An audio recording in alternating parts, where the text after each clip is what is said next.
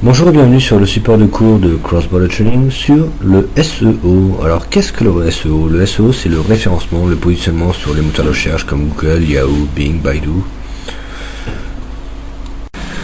Alors il n'y a qu'une seule règle à retenir aujourd'hui en termes de référencement naturel. Il faut être le plus naturel possible. Il faut vraiment que toutes les actions semblent... Ça ressemble à un humain. Il faut absolument pas que Google ait le moindre doute. S'il y a le moindre doute sur quelque chose, c'est mauvais signe.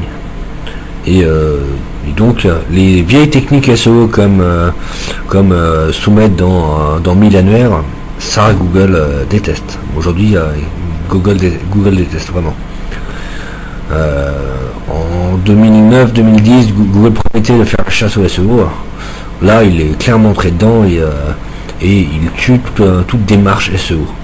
Toute personne qui commence à faire du référencement naturel sur son site, s'il fait ça de manière voyante, il va se faire déglinguer. Donc, le SEO marche toujours, mais il faut faire ça de manière à ce que ça ne se voit pas. Il faut que Google ait l'impression que c'est vraiment naturel. C'est vraiment des vrais gens qui ont fait des vrais liens parce qu'ils ont aimé le produit, mais que qu'il n'y ait aucun doute sur l'authenticité des liens, l'authenticité de l'optimisation. Alors, avant de vous expliquer comment positionner sur un mot-clé, comment optimiser votre site, comment positionner sur un mot-clé, voyons voir comment choisir un mot-clé. Il faut d'abord savoir que la classe de mots-clés sont intéressantes. Il sont plus intéressants de s'attaquer à la langue chaîne, on appelle ça, c'est le gros mot-clé principal où tous les concurrents essaient de. Donc, comment trouver quels sont les mots-clés qui attirent les gens? Alors déjà, il y a AdWords Keyword Planner, qui est la version officielle de Google, qui est là pour AdWords. Vous avez les mots-clés. Je vous dis tout de suite, si vous basez uniquement sur un Keyword Planner, vous allez vous planter. Pourquoi? Parce que AdWords Keywords est l'outil Google, et Google a dit clairement je vais killer les SEO, c'est déplacer les références. Et donc, il ne donne plus de mots-clés dans AdWords. Il ne donne plus que les très très gros mots-clés, qui donnent 10 visiteurs, qui donnent très gros trafic. Et tous les petits mots-clés, ils les drainent en agglomérat pour donner un mot-clé. Ce qui fait que si vous voulez vous baser sur, vous allez en avoir, vraiment les petits, vous ne les aurez pas. Il va vous les cacher, il a arrêté de donner les mots-clés. Il donne toutes les très bons. C'est quand même un bon outil qui va vous donner des estimations. Et il ne faut pas vous baser les Français. Alors avant de commencer à vous expliquer comment vous positionner sur un mot-clé, comment arriver en haut des moteurs de recherche sur tel ou tel mot-clé, voyons voir quel mot-clé faut-il viser. On ne peut pas partir toutes les azimuts sur tous les mots-clés. Il y a des mots-clés qui sont plus intéressants que d'autres. Donc quel mot-clé choisir? Traditionnellement, en 2001, en fait, ça a commencé en 2001, Google a lancé l'outil AdWords Keywords, qui était l'outil d'analyse de mots-clés de trafic sur Google, pour permettre aux gens qui achètent des mots-clés sur Google de savoir les mots-clés en fait. Et donc de pouvoir mettre des enchères sur différents mots-clés. C'est très bien, sauf que dans les années 2010-2011, AdWords a commencé à retirer petit à petit ces mots-clés. Et aujourd'hui, il ne donne quasiment plus aucun mot-clé dans AdWords, qui ne s'appelle plus AdWords Keyword, mais Keyword Planner. Dans Keyword Planner, Google ne donne presque plus aucun mot-clé. Il donne encore des mots-clés, bien sûr, mais il donne que les grandes thématiques. Donc avec les grandes thématiques, c'est bien, mais vous ne connaissez pas les petits mots-clés qui pourraient vous attirer du monde. Google préfère les garder pour eux pour deux raisons. D'abord parce que il a juré de faire la peau aux référenceurs, et c'était un outil indispensable pour le référenceur, savoir quel mot-clé. Donc en retirant la majorité des mots-clés, ça sabre le travail des référenceurs, donc les référenceurs ne peuvent plus travailler. Donc c'est déjà un premier point. Deuxième point, le fait de centrer les mots-clés et de donner que les grandes catégories, que les grands thèmes, ça fait que les gens ne peuvent plus enchérir sur les petits mots-clés. Avant, si on vendait des chaussures, on pouvait on pouvait trouver tous les mots-clés pas très tapés, mais pas très tapés, et enchérir à 5 centimes dessus. Bon, 5 centimes par-ci, par 5 centimes par-là, ça va pas très loin, et ça finit quand même par ramener beaucoup de monde. Bien, Google dit non, faut arrêter ça, parce qu'ils veulent pas être payés 5 centimes, ils veulent les payer 2 euros, 3 euros par clic. Donc maintenant c'est achat de chaussures, vente de chaussures, c'est les gros mots-clés, mais tous les petits mots-clés sont retirés pour que les gens n'aient qu'un choix très limité de mots, et donc qu'ils se battent au clic, qui se basent aux enchères à du 2$ le clic, 3$ le clic, des fois ça peut aller jusqu'à 10$ le clic, ça va très très haut. Et donc l'outil traditionnel qui était AdWords Keywords n'est plus vraiment fiable comme outil. J'ai oublié de dire que AdWords Keywords est un outil gratuit, bien entendu. Donc vous pouvez l'utiliser. L'avantage quand même d'AdWords Keywords est que c'est un outil gratuit et que c'est un outil multilangue, multi-pays. Donc vous pouvez travailler sur AdWords Keywords dans n'importe quelle langue et partout sur Terre. Typiquement, le mois dernier, j'avais un client qui vendait des machines pour faire des semelles de chaussures sportives. Donc en anglais, c'est Sport Shoe Sole Machine. Et typiquement, si on recherche ce mot-clé-là, qui est un mot-clé très spécifique, mais qui est un mot-clé quand même recherché, il y a des en Chine, tous les fabricants de chaussures ont besoin de ce genre de machine. Donc il y a quand même la demande.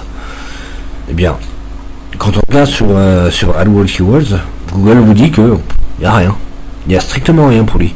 Et il vous met dans une catégorie qui est une catégorie bâtarde, avec une catégorie bâtarde de machines pour chaussures, qui est à 1,87€.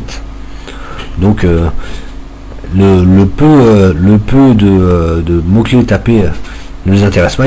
Là, serait typiquement un mot-clé qui rapporterait 5 centimes. Si puis qu'il n'y a personne dessus, il rapporterait 5 centimes. Mais comme ils ont tout regroupé entre eux, ils ont regroupé tous les produits, toutes les machines, tous les matériels pour chaussures, pour tout le matériel comme ça, pour qu'il y ait suffisamment de gens à enchérir, ce qui fait qu'au final, l'enchère, pour chacun de ces mots-clés-là, va à 1,87€. C'est tellement plus rentable d'être payé 1,87€ que 0,5 centimes. Donc, Google, c'est typiquement un exemple où on voit que Google ne donne plus du tout les statistiques, ne donne plus aucune statistique. Donc, Google c'est bien, mais faut pas s'arrêter à AdWords Keywords pour avoir les statistiques pour le référencement. Alors, un autre outil qui n'appartient pas à Google, mais qui donne des bonnes statistiques, c'est SEO Profiler. Pourquoi SEO Profiler? Pourquoi moi j'aime bien SEO Profiler? C'est parce qu'il est multilingue. Il fonctionne, il vous donne des statistiques, de très bonnes statistiques sur tout ce qui se passe, et il est multilingue. Vous l'avez dans, je sais plus combien il y a de langues, mais il doit au moins y en avoir une quinzaine. Donc les principales langues y sont. Ça analyse le trafic dans presque toutes les langues. C'est un outil payant, mais vous avez un mois d'essai si je me rappelle. Donc pendant un mois vous pouvez tester complètement, et à la fin du mois à la limite vous pouvez recréer un deuxième compte et continuer. Bon, je vous ai parlé d'AdWords, je vous ai parlé de SEO Profiler, je vais vous parler d'un autre outil gratuit qui appartient à Google, qui vous donne, il va pas vous donner les vraies statistiques, mais il va vous montrer les mots-clés qui sont tapés par les gens. En fait c'est tout simple, c'est le Google Suggest. Quand vous tapez quelque chose sur Google, automatiquement Google va vous proposer des mots-clés que d'autres personnes ont tapé. Et donc c'est tout simplement les statistiques. C'est ni plus ni moins les anciennes statistiques d'AdWords en 2011, enfin en 2010, quand ils n'avaient pas encore commencé à sabrer les mots-clés. Donc là, vous retrouvez tous les mots-clés que tout le monde tape, les vraies statistiques. Il n'y a pas le numéro à côté. Vous ne savez pas, bon là-dessus il y a 450 personnes par mois qui le tapent, vous n'avez pas ça. Mais au moins vous avez des vrais mots-clés, vous savez, par ordre d'arrivée, vous savez le trafic. Donc vous pouvez réestimer par ordre d'arrivée le trafic des mots-clés qui sont tapés, et ça fait vraiment des tout petits mots-clés. Comme ça vous pouvez retrouver les mots-clés intéressants. Alors, maintenant que nous avons vu comment sélectionner des mots-clés, comment trouver les bons mots-clés, vous pourrez voir comment optimiser cela. Donc, première chose, première règle, soyez naturel. Je l'ai dit, je le répète. Soyez le plus naturel possible. Ne suroptimisez pas vos pages. Ne jouez pas au bourrin, ne collez pas votre mot-clé partout. Surtout pas. Alors, première chose, le titre. Le titre, c'est ce qui est le plus important. Le title, c'est le titre pour les moteurs de recherche, et c'est ce qui ressort en haut dans le header de votre navigateur. Le title, la balise title. Vous faites une balise title le plus court possible. Vous essayez de faire une phrase quand même, mais la plus courte possible, ou un slogan, mais le plus court possible qui inclut vos mots-clés. Le deuxième titre, le titre principal de la page, mais qui n'est pas le titre pour les métatags, donc le H1. Vous faites une autre phrase, la plus courte possible aussi, mais différente du title. Pas le même, deux différentes, qui inclut encore vos mots-clés, votre expression. Et après, dans la page, vous pouvez répéter 2 fois, 3 fois votre mot-clé. Bon, si c'est sûr, si c'est un article de 5000 mots, bon, vous allez pouvoir le répéter plus souvent, mais dans une page normale, 2 fois, 3 fois, ça va. C'est pas la peine de faire plus. Google aura compris. Avec déjà le title et le H1, il a compris. Après, c'est pas la peine de répéter.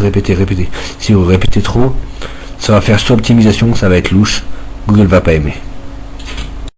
Alors, comment éviter le duplicate content? Maintenant, on va voir comment éviter le duplicate content. Sachant que, bon, si vous avez fait du copier-coller d'un concurrent, c'est sûr vous avez du contenu dupliqué, c'est pas unique. Vous avez copié-collé. Mais même si vous avez rédigé vous-même votre contenu, le problème est qu'un concurrent a pu reprendre votre contenu. Donc, il ne faut pas que votre contenu soit copié ailleurs. Et même si c'est pas vous qui l'avez copié, c'est quelqu'un qui vous l'a piqué, eh bien, c'est pas bon. Il faut qu'il soit unique.